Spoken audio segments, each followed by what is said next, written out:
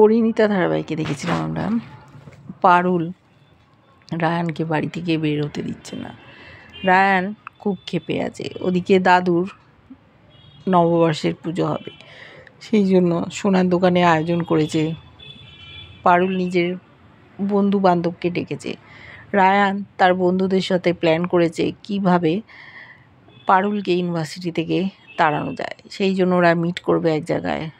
এরা এদিকে থাকবে ব্যস্ত, সেই ফাঁকে পালিয়ে যাবে রায়ান, শিরিনের সাথে দেখা করবে, বাকি বন্ধুরাও থাকবে। এসছে তুর্যর দাদু নাকি মারা গেছে, কোনো এক সোনার ব্যবসায়ী তাকে মেরে ফেলেছে গাড়িতে চাপা দিয়ে, সেই রকমই জেনে এসছে তার মায়ের কাছ থেকে। তারপর থেকে ওদের এই হাল, ওদের কষ্টের দিন শুরু। কে এই কাণ্ডটা ঘটালো সেটা জানতে চায়, ওই জন্য ও চলে এসছে পারুলের ডাকে। যে পারুলের দাদুও তো একজন স্বর্ণ ব্যবসায়ী। ওখানে গান হলো, খাওয়া দাওয়া চলছে। দাদু একটা ক্যালেন্ডার ছাপিয়েছেন, সেই ক্যালেন্ডারে পুরনো যত কর্মী আছে সবার ছবি ওখানে আছে। তাকিয়ে আছে রাহুল, অর্থাৎ তুর্য, দেখছে ওর দাদুর ছবি। দাদুর কাঁধে হাত দিয়ে পারুলের দাদু দাঁড়িয়ে অবাক হয়ে গেছে। বলছে, আপনি এই ভদ্রলোকের কাঁধে হাত দিয়েছেন, ইনি কেউ? তখন দাদু বলেছেন যে উনি আমার একজন বিশ্বস্ত কর্মী ছিলেন। তারপরে গল্পটা উনি বললেন না। পেয়ে গেল দাদুর খুনিকে তুর্য। এবার শাস্তি দেওয়ার পালা। বলল, আপনি ভালোই করেছেন ক্যালেন্ডারটা বার করে। আমি এতদিন খোঁজ করছিলাম কে আমার দাদুর ক্ষতি করেছে, জানতে পারলাম। এবার আপনাদের পরিবারটাকেও আমি এইভাবে কষ্ট দেবো, শেষ করে দেবো। বাড়ি ফিরে গেছে। তুর্যর খোঁজ করছিল পারুল, ও ফিরে গেছে জেনে মন খারাপই হয়েছে। বন্ধু বান্ধব সব দেখেছি। তুর্য ঘরে গেছে, ঘরে গিয়ে রায়ানের পরিবারের সবার ছবি সাজিয়ে রেখেছে। এক এক করে সকলকে শেষ করে দেবে। প্রথম টার্গেট রায়ান। পারুল হয়তো ওই বাড়িতে থাকে, ওদের আপনজন হয়ে গেছে, ও হয়তো কষ্ট পাবে। রায়ানের সাথেও ওর বন্ধুত্ব আছে, ও জানে, কিন্তু প্রথম টার্গেট রায়ান। তারপরে যখন পারুল একা হয়ে যাবে তখন তো তুর্য আছেই। তুর্য ওকে সাহায্য করবে, ওর পাশে থাকবে, এইরকম একটা ওর মনোভাব। রায়ানের ছবি নিয়ে ও পুড়িয়ে দিল। পারুলের ছবিও আছে, পারুলকেও খুব ভালোবাসে, পারুলের সাথে সংসার করতে চায় ভবিষ্যতে। প্ল্যান করছে কিভাবে রায়ানকে শেষ করবে।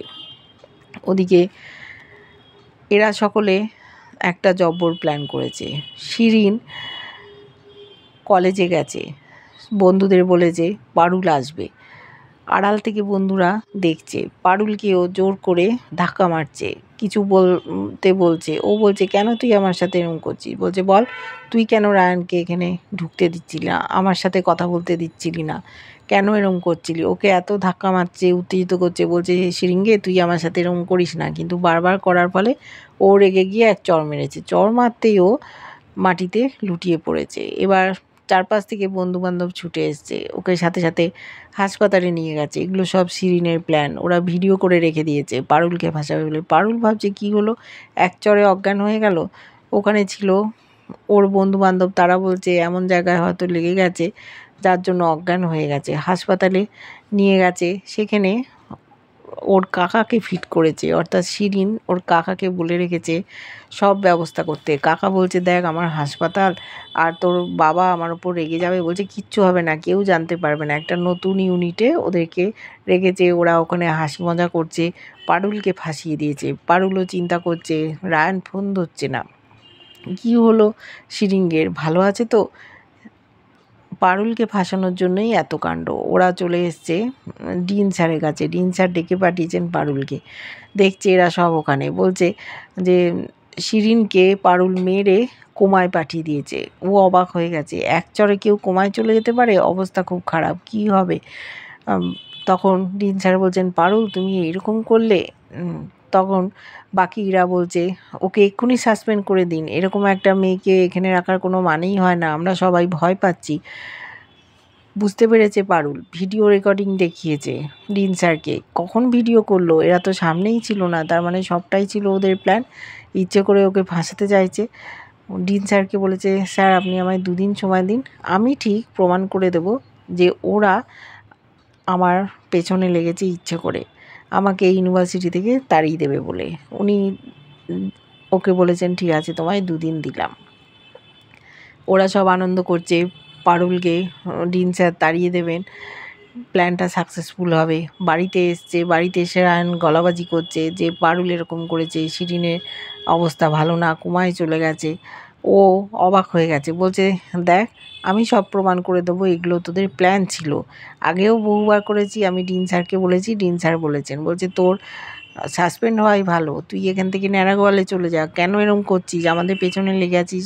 তখন পারুল বুঝতে পেরেছে যে আটকে দিচ্ছিস শিরিনের সাথে কথা বলা, রায়ান এটা মেনে নিতে পারছে না, ওই জন্যেই এইসব কাণ্ড করছে। পারুলের সাথে সবাই বলছে আমরাও শিরিনকে দেখতে যাব, কিন্তু শিরিনকে দেখতে যেতে গেলে হবে না, ধরা পড়ে যাবে এরা। কি করবে রায়ান বুঝতে পারছে না। দাদুও দেখা করতে চান।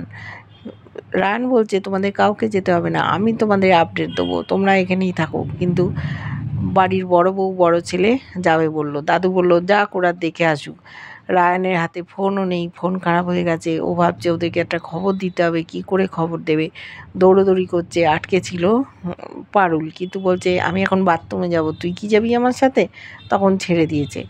এবার শিরিনকে কি করে খবরটা দেবে, বড় ছেলে বড় বউ শিরিনকে দেখবে, দেখে যেটা দেখে ওদের মনে হবে সেই খবরটা পরিবারের লোককে দেবে। এটা কখনোই হতে পারে না। এক চড়ে মেয়েটা একেবারে অজ্ঞান হয়ে কোমায় চলে গেল, ডাক্তারবাবু জবাব দিয়ে দিয়েছেন ওর অবস্থা ভালো না।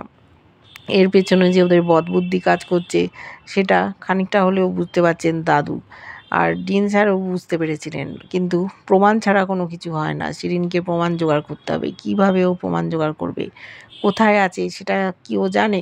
হাসপাতাল কর্তৃপক্ষ কখনো ফেক নিউজ ছড়ায় না, ওরা সার্টিফিকেট দিয়েছে, এটাই বা কী করে সম্ভব হলো? অনেক কিছু পারুলকে করতে হবে, কীভাবে ও সবটা সামাল দেবে? রায়ানও ভয় পাচ্ছে, যদি শিরিন ধরা পড়ে যায় তাহলে প্রত্যেকটা ছেলে মেয়ে কেস খেয়ে যাবে। ওদিকে কলেজেরও কিছু কিছু ছেলেমেয়ে বলছে পারুল এইরকম একজনকে মেরে অজ্ঞান করে দিল, এটা আমরা কিছুতেই মেনে নেব না। এইভাবে পারুলকে সকলে হেনস্থা করছে। কি হয় আমরা দেখতে থাকবো ধারাবাহিকটা। কেমন লাগছে অবশ্যই জানিও। ভালো লাগলে লাইক কমেন্ট সাবস্ক্রাইব করে, যারা ফেসবুক পেজ থেকে দেখছো ফলো করে সাথে থাকার অনুরোধ রইল।